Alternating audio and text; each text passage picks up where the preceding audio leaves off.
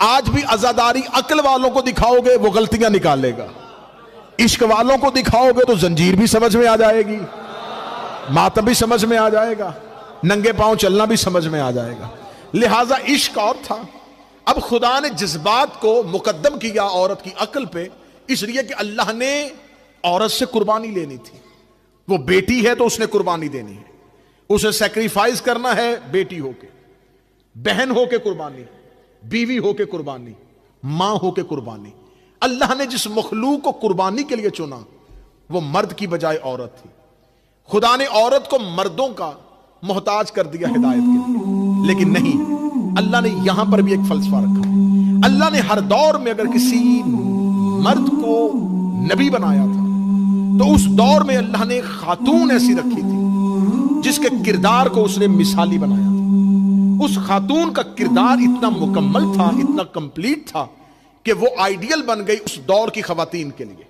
मैं मिसाल देता हूं, जैसे नबुव्वत आदम के पास थी, लेकिन उसवा और नमूना औरतों के लिए हव्वा के पास है। उस दौर की खवातीन के लिए हव्वा को सीरत बना दिया। नबुव्वत आदम के पास, सीरत हव्वा के पास। हिदायत आदम से ले रही थी, उस दौर की खवातीन सीरत हव्वा से ले रही थी। फिर औरत इज्जत पाती पाती, मुकद्दम होती होती, मोतबर होती होती इतनी मोतबर हो गई कि इब्राहिम के दौर तक पहुंचती पहुंचती औरत इतनी मुअज्जज हो चुकी थी कि अल्लाह ने क़यामत तक के लिए मर्दों को भी हज के दौरान एक औरत की सुन्नत पर अमल करने का पाबंद बना दिया।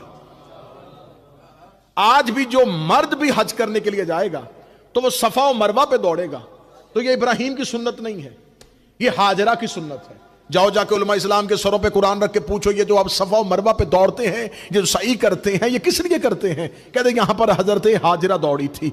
तो सुन्नत तो नबियों की होती है, ये हजरत हाजरा की सुन्नत पे अमल क्यों हो रहा है?